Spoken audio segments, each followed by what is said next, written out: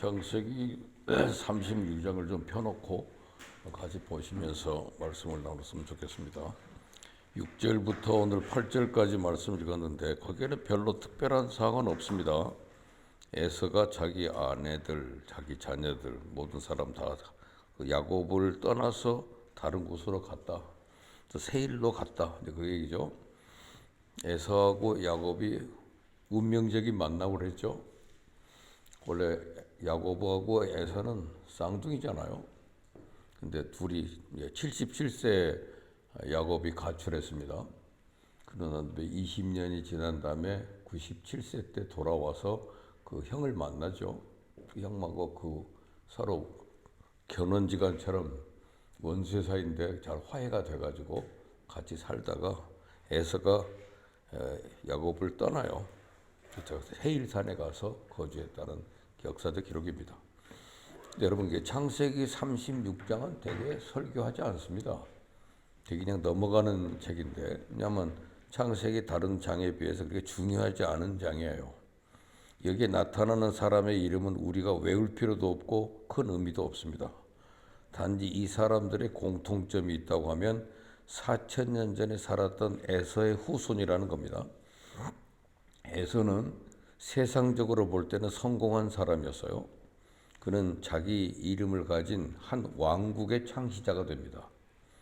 그 사람의 이름은 원래 에서지만 에돔이라고 불려졌거든요. 에돔 왕국의 창시자입니다. 또 그 아들들은 모두 왕들이 됐고 족장들이 됐습니다. 물질적인 부여와 쾌락을 누렸고 정치 권력도 소유했습니다. 그는 유명한 사람, 통이 큰 사람, 사귀고 싶은 사람, 현대인의 우상과 같은 사람입니다. 그런데 그는 한 가지 부분에서는 비참하게 실패했어요. 하나님과의 관계에서는 아주 작은 부분에서도 성공하지 못한 아주 철저하게 실패한 사람입니다. 그는 현세에서 크게 성공했으나 지옥에 간 대표적인 인물이 된 겁니다. 그의 후손들은 에돔이라는 왕국을 이뤄서 번창을 했습니다마는 영적으로는 하나님을 대적하는 마귀의 상징적인 존재가 됐어요. 우리는 이 창세기 36장을 통해서 가나안 밖을 벗어나서 세상적으로 성공한 에서와 그 후손들의 삶의 결과가 무엇인가 하는 것을 깊이 깨달을 수가 있습니다. 세상적인 성공은 가시적인 성공입니다. 그러나 그것은 단기적인 성공에 불과해요. 하나님께 대하여 성공하는 것은 불가시적인 성공이지만은 이것은 영원한 성공이고 아무도 빼앗아갈 수 없는 복된 성공입니다. 물론 가장 좋은 것은 세상적으로도 성공하고 하나님께 대해서도 성공하는 겁니다. 그것이 최상의 삶일 것인데, 그래서 우리 모두가 그 세상과 하나님께 대하여 성공하는 삶을 살기를 소망합니다. 에서는 언뜻 보면 네 가지 영역에서 성공한 것처럼 보이지만 영혼의 관점에서 보면 아주 패비한 존재입니다. 첫째, 세상적으로 번창한 가정도 하나님께 축복받은 가정과 비교할 수가 없다는 겁니다. 사람이 지금 가정적으로 성공한 것처럼 보이지만 실패했다는 사실이 드러나고 있어요. 그의 가정은 부족한 것이 없습니다. 그러나 유감스럽게도 그의 가정은 하나님의 축복받은 가정이 되지 못했어요. 성경에 하나님께서 야곱은 사랑했고 에서는 미워했다 그랬습니다. 하나님의 사랑받는 사람이고 하나님 미워하는 사람이에요. 에서는. 그러므로 세상적 기준으로 번창한 가정이라 할지라도 하나님께서 축복받은 가정과는 비교가 안 됩니다. 에서가 하나님으로부터 멀어졌다고 하는 결정적인 증거가 있습니다. 그것은 할아버지가 누굽니까? 에서의 할아버지는 아브라함이죠. 그의 아버지는 이삭입니다. 그래서 그 할아버지 아브라함, 아버지 이삭 때부터 계속되어 경고를 에서가 완전히 무시한 겁니다. 그 경고는 너희들은 가나안 족속 중에서 아내를 취하지 마라. 아내를 취할 때는 반드시 본토 친척 아비 집에서 취하라는 것인데 에서는 어떻게 했습니까? 오늘 그 2절을 한번 보셔요. 2절 보면 에서가 가나안 여인 중 헷 족속 멜론의 딸 아다와 히위 족속 시브온의 딸인 아나의 딸 오홀리바마를 자기 아내로 맞이하고 그렇게 되어 있죠. 3절에 심지어 이스마엘의 딸 느바요스의 누이 바스맛을 맞이했다 그랬습니다. 하나님이 싫어하고 할아버지와 아버지도 싫어한 여인들 중에서만 아내를 취한 거예요. 이래서 에서는 철두철미하게 육적인 사람이요, 영적 분별력은 조금도 없는 사람이요, 하나님 말씀에 전혀 관심도 없는 사람입니다. 또한 에서의 아내들 가운데 아이를 낳는데 어려움을 겪었다는 사람이 없어요. 하나님이 사랑하지 않는 백성이라고 해서 아이 낳을 때 어려움 당한다는 법은 없습니다. 에서의 아내들은 아들 5을 낳았어요. 딸들도 많지만 딸들의 이름은 여기서 열거되지 않았습니다. 에서는 가정적으로 부족함이 없습니다. 강하고 유능하고 다복하고 자녀도 많았다. 하나님의 도움 없이 자기 힘으로 가정을 세우고 일으켜 번창한 사람이 된 겁니다. 반면에 하나님께서 택한 백성들은 어떻습니까? 여러분, 아브라함의 아내 사라는 아브라함의 나이 75세, 자신의 나이 65세 때 아들을 낳을 것이라는 약속을 받았지만 하나님은 25년이 지난 후 사라의 나이가 90세가 됐을 때 비로소 아들을 주셨습니다. 참으로 기적적인 방법으로 겨우 아들 하나 주셨어요. 이삭도 아내 리브가와 40살에 장가갔잖아요. 근데 20년이 지나도 자녀가 없었습니다. 그래서 간절히 기도했더니 쌍둥이를 주셨습니다. 이 쌍둥이가 어땠습니까? 이 뱃속에서부터 싸운 이 아들들은 후에 평생 원수처럼 지내는 사이가 됐어요. 또 야곱의 경우를 보세요.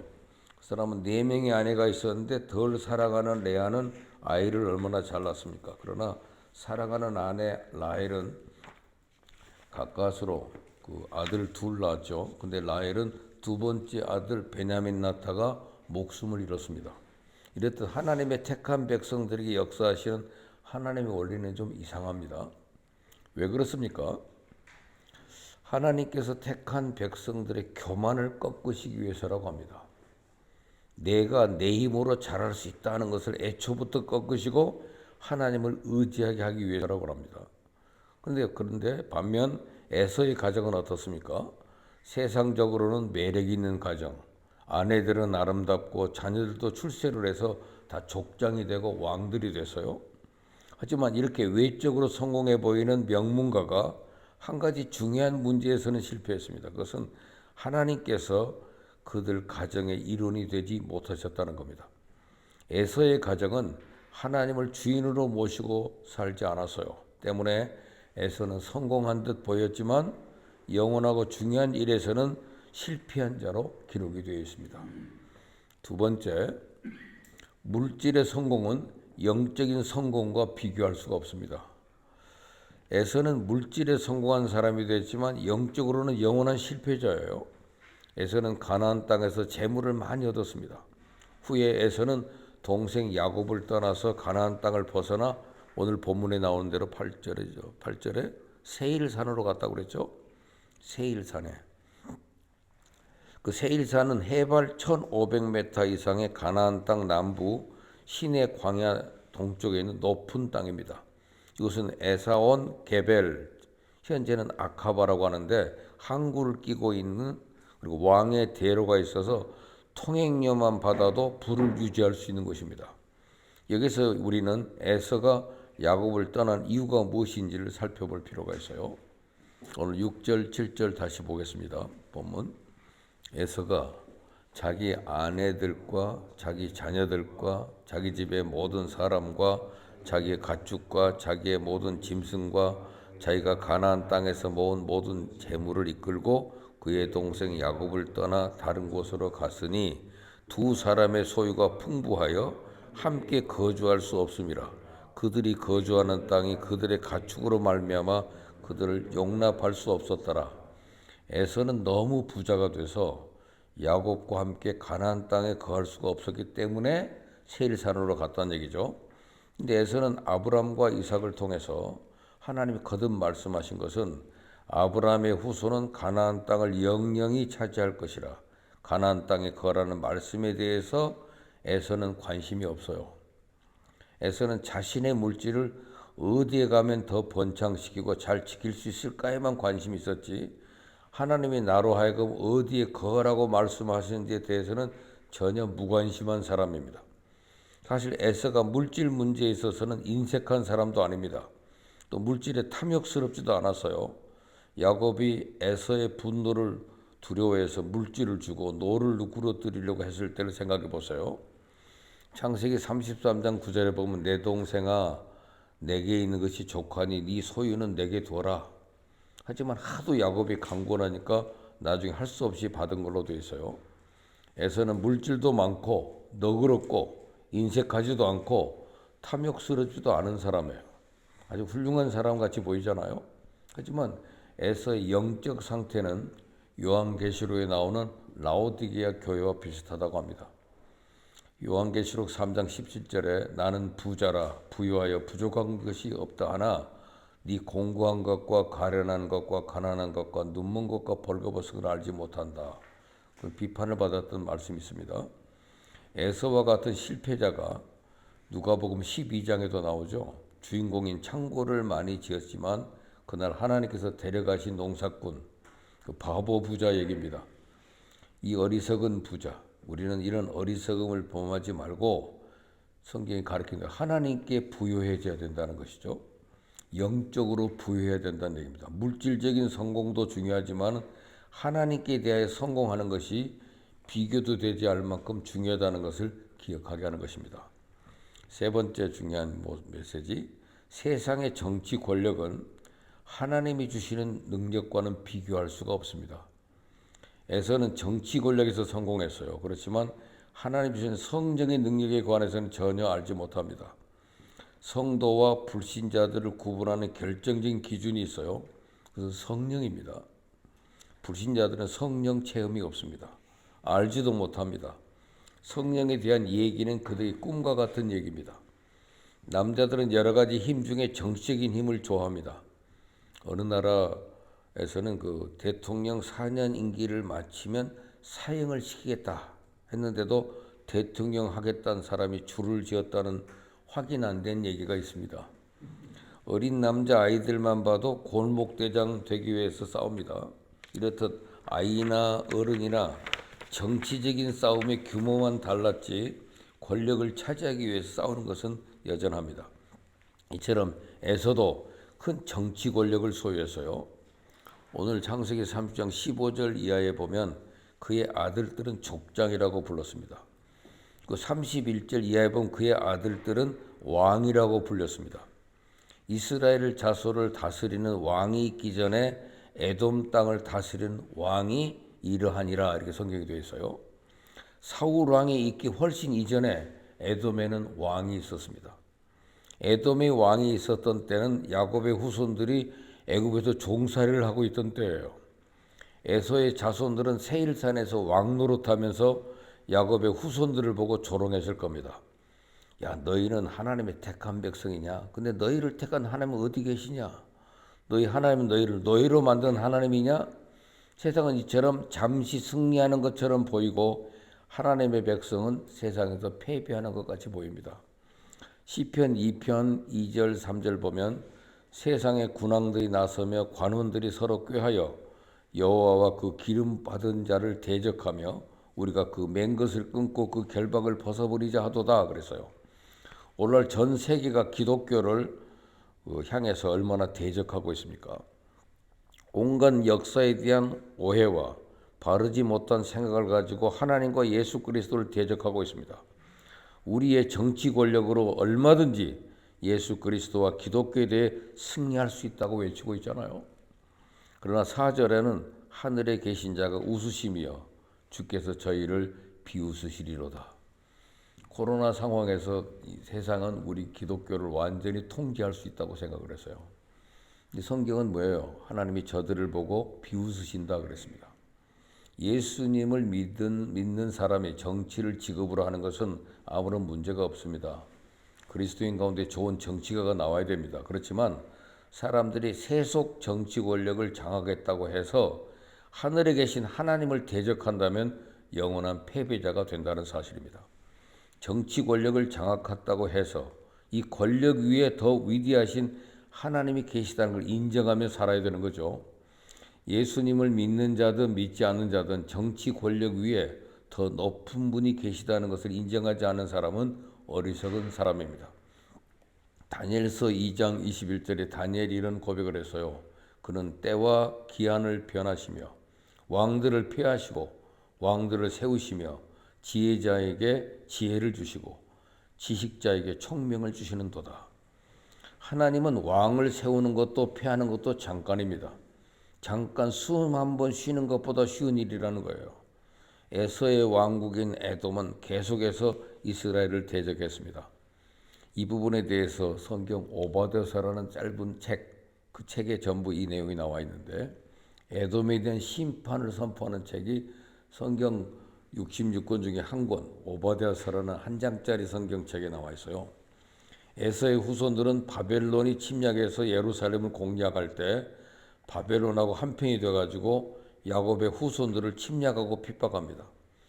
또 함께 제비뽀와 그 땅을 빼앗고 도망치는 야곱의 후손들을 사거리에서 막아 죽이는 자에게 내어주었습니다. 이런 포악을 행하는 에돔에게 하나님이 에돔은 멸망하되 전멸하여 회복하지 못할 것이다. 야곱은 내가 잠시 징계해도 회복해서 왕국을 이룰 것이다. 이 내용이 오바댜서의 내용입니다. 정치적인 힘도 좋지만 하나님이 위에서 부어주시는 성령의 능력이 더 귀하다는 거죠. 에서가 세일산에서 많은 자녀를 낳으며 복을 받았다는 내용입니다. 아내가 몇 명이냐면 3명, 자녀가 12, 가나안 땅에서 5명, 세일산으로 이주해서 7명, 도합 12명, 그래서 나중에 12방백을 얻었습니다.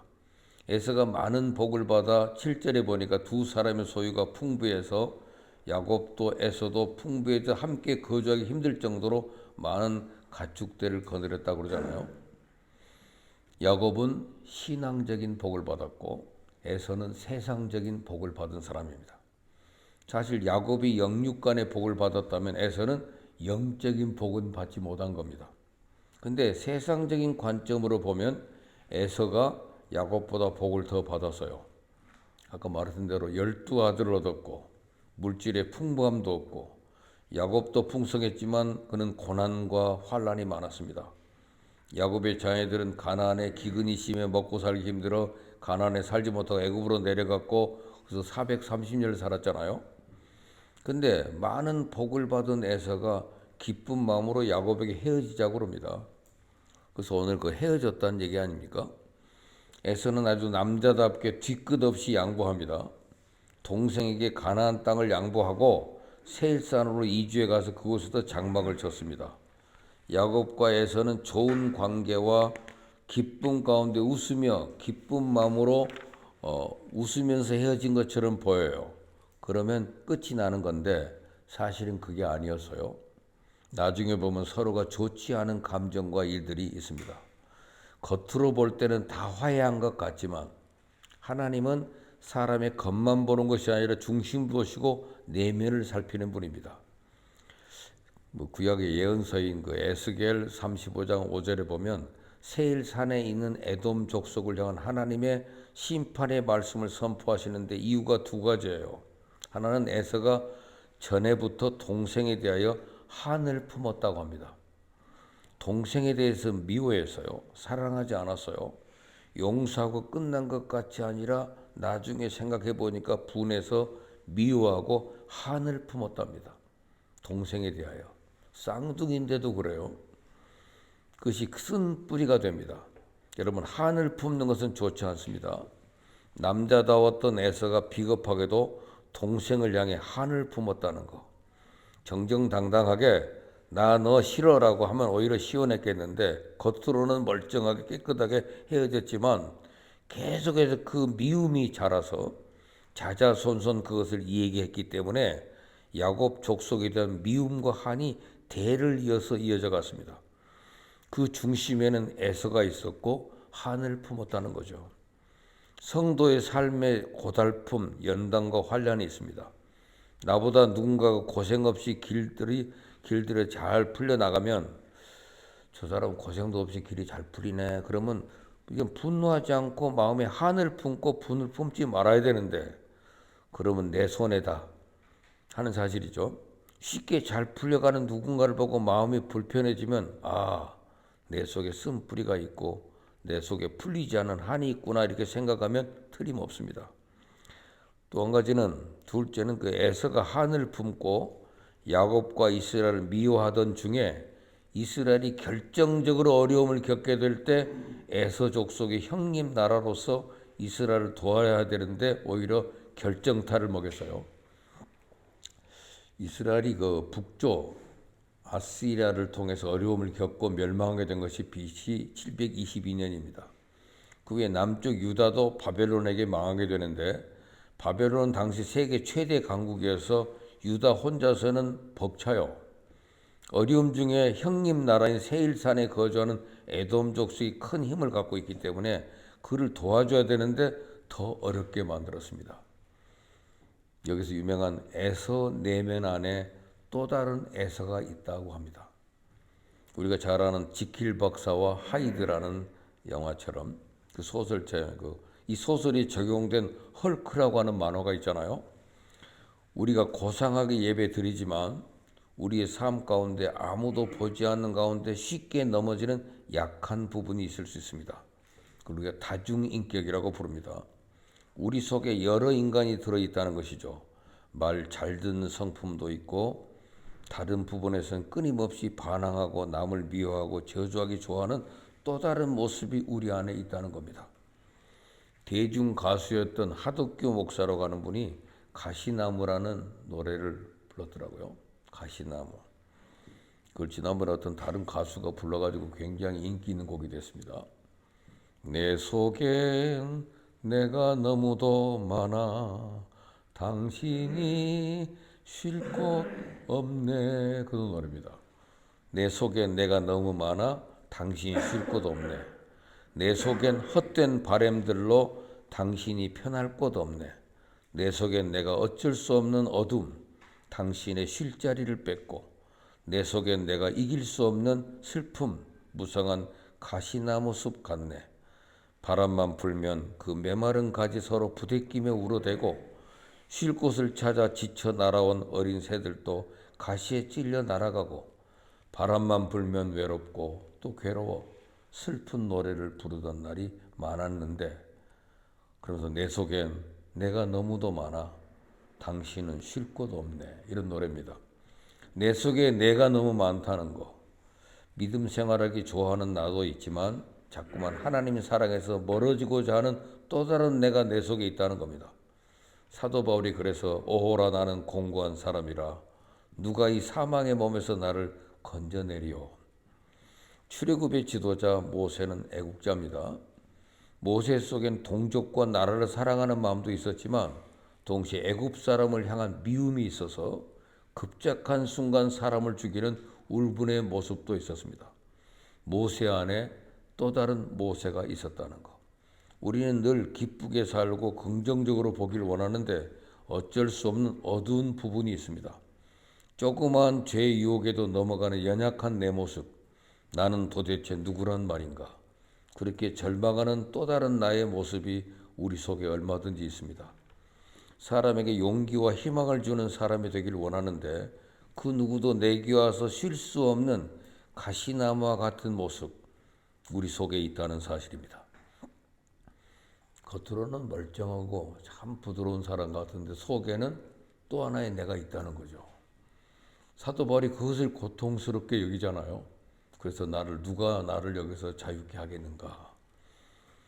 제가 미국에서 공부하다가 책을 한 권 사고 왔는데 그 다크 엔젤이라는 책인데 찰스 크래프트가 쓴 책이에요. 그 사람이 책을 비행기 타고 오는 12시간 동안에 다 읽었어요. 그랬더니 그 책의 내용이 뭐냐면 왜 우리 기독교인의 삶 속에 얼굴에 기쁨이 나타나지 않느냐 하더니 이 속에 쓰레기가 있어서 그렇다는 거예요. 쓰레기를 치우지 않으면 항상 쥐가 온다는 거예요. 이 안에 원한, 쓰라림, 겉으로는 태연한 척하지만 속에 그 용서하지 못한 어떤 뿌리들이 남아있는 사람이 있으면 항상 우리의 삶을 어둡게 만든다는 사실입니다. 그래서 오늘 이 사회에 기독교인이라 그러면 자랑스러운 기독교가 아니더라고요. 우리가 34주년 기념 예배를 드리면서 우리도 안디옥 교인들이 그 안디옥에서 이번 안디옥에 지금 우리 아들이 또 두 번째 여행을 가가지고 다시 이번 돌아오는 날인데 오늘은 비행기를 놓쳐가지고 아침 몇 시에 와야 되는데 저녁 6시에 온다고 아까 전화 왔더라고요. 이제 그 안디오커스 거기서 비로소 처음으로 그리스도인이라는 말을 듣게 됐다. 그것이 굉장히 자랑스러운 얘기인 줄 알았는데 요즘 인기 그 아이돌 가수들이 부르는 노래, 청년들이 제일 많이 부르는 노래가 크리스찬이라는 노래가 나왔어요. 들어본 적 없죠? 여러분들 연세대를 보니까 크리스찬이라는 노래 잘 모릅니다. 제가 우리 아들이 있는 데 가서 손자를 태워가지고 초등학교 3학년인데 오는 길에 보면 걔가 유튜브 음악을 듣고 싶대. 지가 눌러서 다 들어. 그 유튜브 듣는데 거기서 보니까 크리스찬이라는 노래가 나오더라고. 크리스찬? 크리스찬이면 좋은 노래니까. 근데 그 노예의 내용의 거의 대부분의 말이 fucking Christian, fucking Christian 하는 거예요. fucking이란 말은 욕이잖아요. 그래서 fucking Christian이라는 노래가 도대체 뭐냐? 그래서 나 이거 좀 내가 생각해 봐야 되겠다. 그랬더니 얘는 이거 영어로 만든 노래더라고요. 94년생인데 이름이 박지원이라는 가수예요. 미국에 가서 잠깐 공부하고 살았던 사람인데 한국어보단 영어가 쉽더래요. 그래서 영어로 모든 노래를 만들어요. 지올 팍입니다. 영어로 Z-I-O-R, 지올 P-A-R-K, 팍이니까 한번 인터넷에 찾아보시죠. 구글에서. 크리스찬이라는 노래 찍으면 나올 겁니다. 그래서 이 도대체 크리스찬이라는 노래가 뭔가 그래서 제가 그 가사를 분석했어요. 쭉 읽어봤더니 결국은 너희들이 이 기독교인이 너무 돈을 좋아하고 섹스를 좋아하고 그렇게 타락하고 있으면서도 내일 주일이네 교회 가야지 이런다는 거예요. 자기는 기독교인인데 그런 기독교가 너무 싫다는 거예요. 그러면서 맨 마지막에 fucking 크리스찬이라는 말을 그래서 번역을 하기가 어렵고 설교하면서 표현하기 어려워서 이게 다시 재분석해 보니까 빌어먹을 기독교인이라는 뜻이더만요. 빌어먹을 기독교인, 빌어먹을 기독교인. 그래서 청년들이 그 노래를 그렇게 좋아한다는 거예요. 그래서 내가 기독교가 왜 이렇게 비난을 받을 수밖에 없냐 그랬더니 리얼 크리스찬이 아니기 때문이라는 거예요. 당신은 기독교인입니까? 예, 기독교인입니다. 그럼 내가 당신이 기독교인 걸 어떻게 알 수 있을까요? 설명해 줄 수 있습니까? 이 말 한마디에 김중기라고 하는 분이 신학대학 다니던 분이 그 말 듣고 충격받아서 미국 가서 공부하러 갔어요. 미국에서 보스턴 대학에서 PhD 받고 그 다음에 14년을 미국 교회를 섬기다가 아니야 내가 한국 가서 뭔가를 깨우쳐 줘야 돼. 이것서 한국 가서 사역하다가 연세대학교 신과대학 정도 하고 목회 사역을 한국에서 마지막에 한 분이 김중기 교수입니다. 그분의 그 말을 충격이더라고. 당신 기독교인입니까? 예. 리얼? 그런다. 진짜?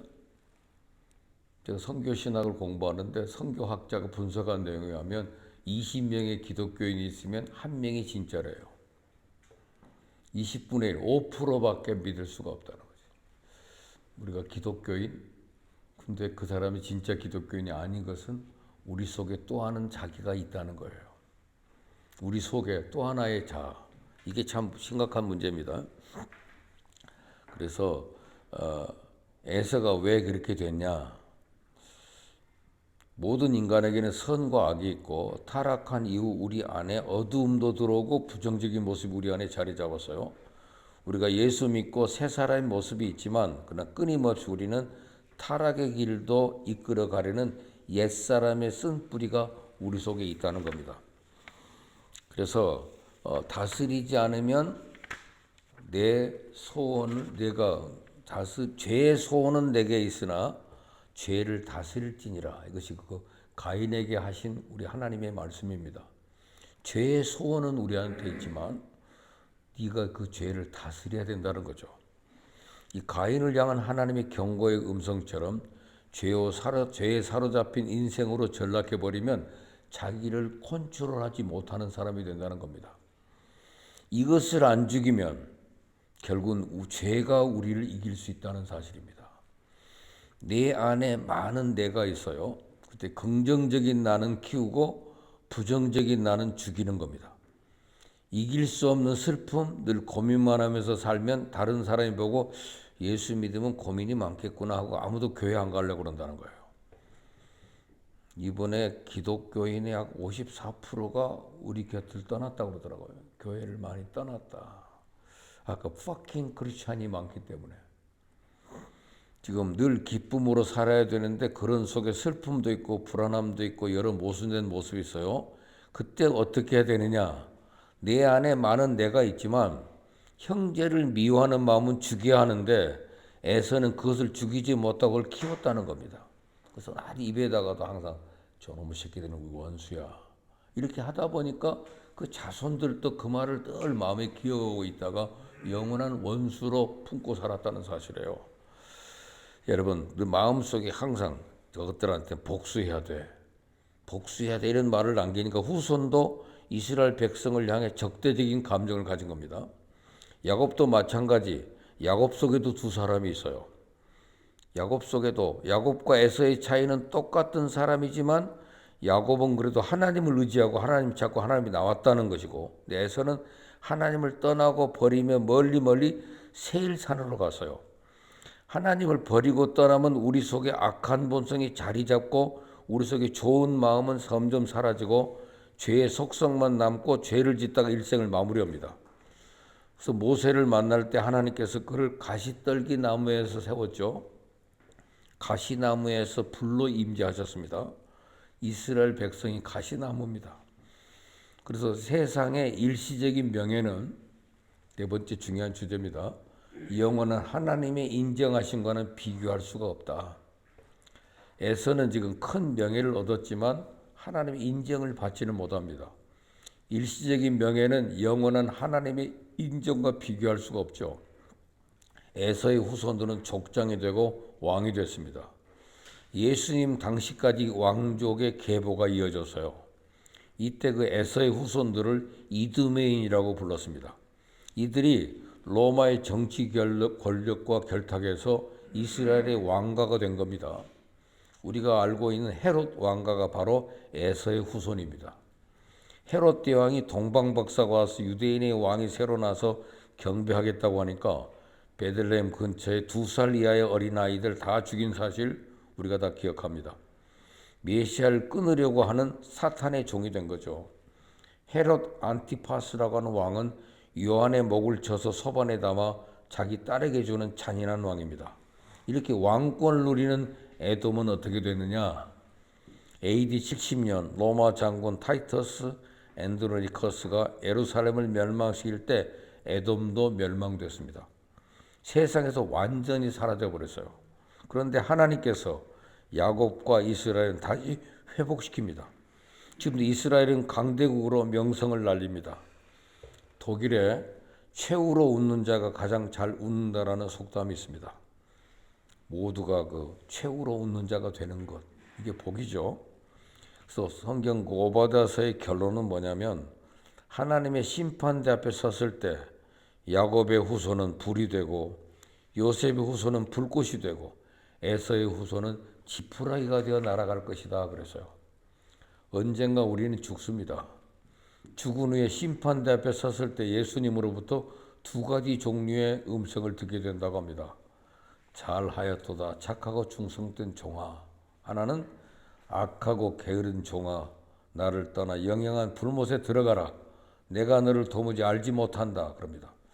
그러니까 전자의 말을 듣게 되는 사람은 영원한 생명을 얻을 것이고 후자의 말을 듣는 사람은 인생에 성공했을지라도 영원한 패배자가 된다는 것을 우리는 기억해야 됩니다. 이것이 분명히 하나님의 말씀으로 성경에 기록되어 있습니다. 여러분의 인생이 최후로 웃는 자의 인생이 되는 것, 이게 복이죠. 스코틀랜드에서 있었던 일입니다. 어떤 사람이 배를 만들기로 결심하고 재산을 들어 5년 동안 큰 배를 만들었습니다. 완성된 후에 많은 사람을 초청해서 진수식을 합니다. 드디어 사람들의 함성과 환호 속에 이 배가 출항을 하기로 했는데 손을 흔들며 출항한 배가 점점 가라앉더니 완전히 침몰해 버렸어요. 엉터리 배를 만든 겁니다. 우리 인생이 이와 같을 수 있어요. 세상적으로 성공한 것처럼 보여도 진수식에서 침몰해버리는 배신자가 될 수 있다는 것. 그래서 마가복음 8장 36절에 사람이 만일 온 천하를 얻고도 제 목숨을 잃으면 무엇이 유익하리요? 제 영혼을 지옥에서 잃어버리면 온 천하를 얻은들 무슨 소용이 있느냐는 말입니다. 우리는 일시적인 성공, 세상의 성공보다 영원한 성공, 하나님께 성공하는 생애가 되기를 바랍니다 하는 것이 오늘 본문의 말씀입니다.